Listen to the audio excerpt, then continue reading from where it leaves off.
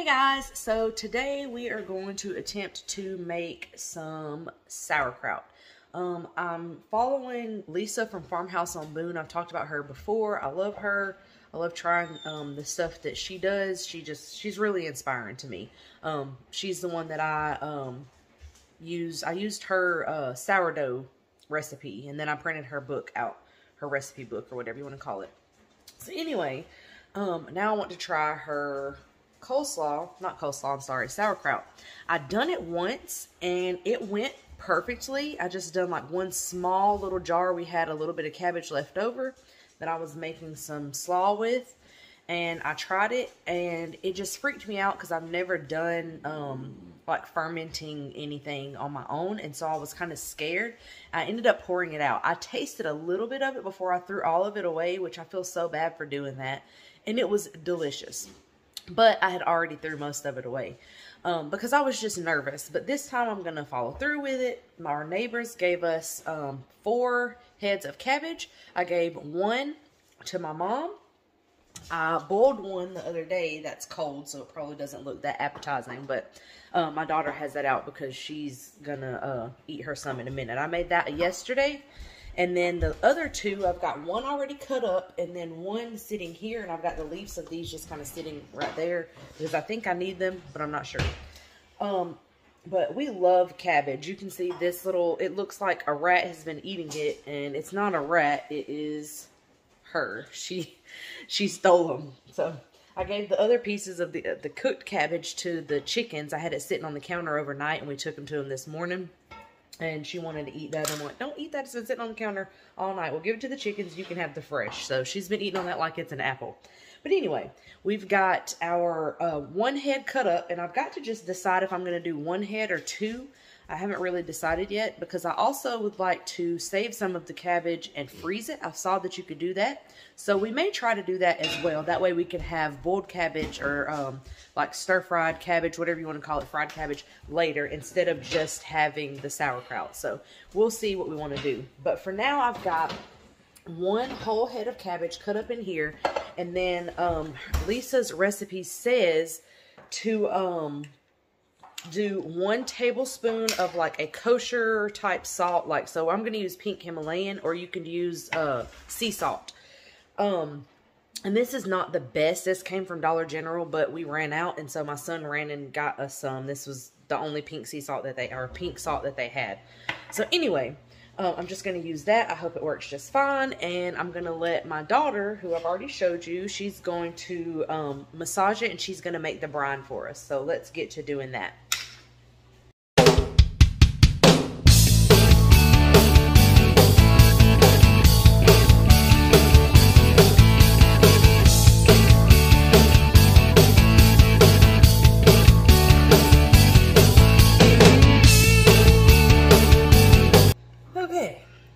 After, I feel like 10 minutes of grinding salt, we finally got a tablespoon.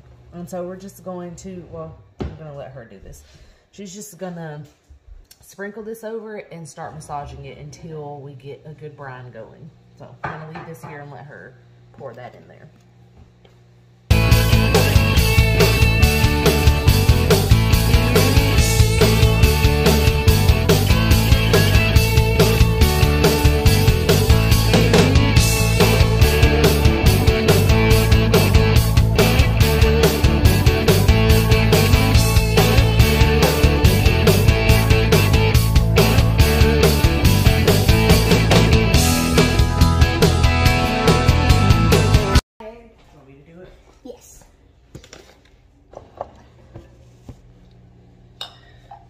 So she's done.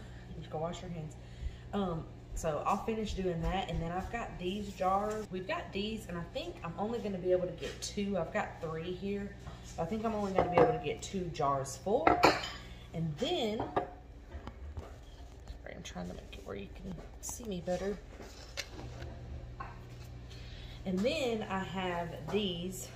They're 4 glass fermentation weights. I got these off of Amazon. They look like that.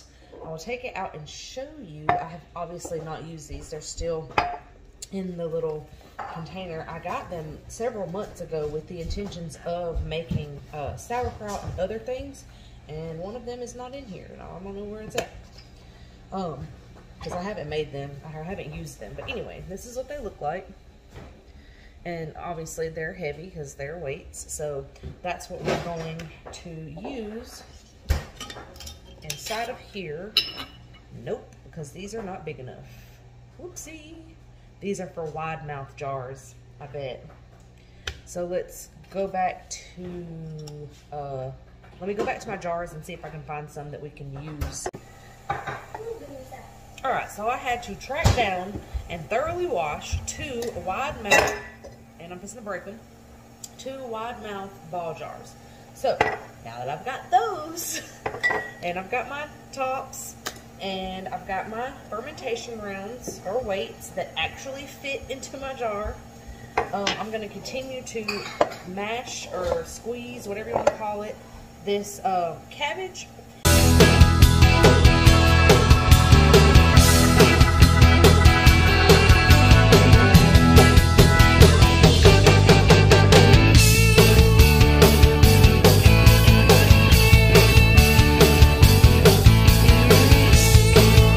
So, sorry, my hair looks so crazy. Anyway, I just threw it up. It's not really fixed, obviously, but anyway, I digress.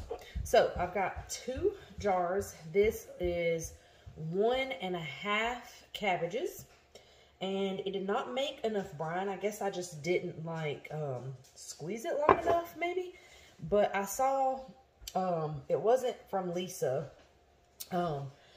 but I saw another lady, because I watched a couple of different videos of people doing it and read some stuff, and she said to just dissolve, like make some more brine. So just to dissolve some salt into some water and to add it to your cabbage. So that's what I've done. I'm just going to add a little bit more here. Normally I wouldn't have the grinder kind, but this is what we got, so this is what we're working with. So anyway, I'm going to add this to both of these just to cover, pretty much cover the cabbage. And when it, obviously it's not fermenting yet, but this made me think of it. You can see like bubbles. Well, you may not can now, but the water's settling, it's making bubbles. But it'll do that also as the cabbage is fermenting, because that's what happened the last time, and it was everywhere that I saw said that that was normal. I don't have the little tops that like that I saw Lisa use and saw some other people use. It kind of looks like a nipple. I guess that's to kind of let air out. What I'm going to do is just put these on and not put them on as tightly. That's what I did the last time, and it seemed to work just fine. So I've got my fermenting rounds here, and I'm going to go grab a paper towel and wipe the rims of these off just to make sure that there's nothing on them. And then we're going to stick our fermenting rounds down in there, and we're going to be done with this. And then we're probably going to do something with that other half of a cabbage. Hold on. We're going to take our fermenting round, and we're going to press it down. I don't know that you want stuff on this. You just want the cabbage to all be below the brine, is what I've understood. I think. I don't know. I do not know what I'm doing. Like, we're seriously, if you know what you're doing, don't laugh at me. If you don't, then learn with me. So I'm going to press that down, and it looks like, I don't know, guys, I don't know. I think I have a little left in here. Nope, not enough. I'm just going to go with it, and hopefully they're doing what they're supposed to be doing. Okay, so I've decided to just freeze the other part of the cabbage. This is just one of the quarters. It's actually, this is a half of a cabbage, but it was kind of large, I guess, so I just cut it into fourths. And I left the core on it so that it would hold the pieces together. This one's kind of flailing apart here, but we're gonna run with it. And then I've got a pot of water boiling because we're going to blanch it for 2 minutes, and then we'll move on to what to do next. All right, so our cabbage is done blanching, and now it needs to sit here and completely cool, and then we will put it in this freezer container. And once we're ready to use it, we can just take it out, thaw it, and use it how we normally would. I don't think that you would be able to use this, obviously, for like coleslaw. But we really, really, really like boiled cabbage or sauteed cabbage, fried cabbage, whatever you want to call it.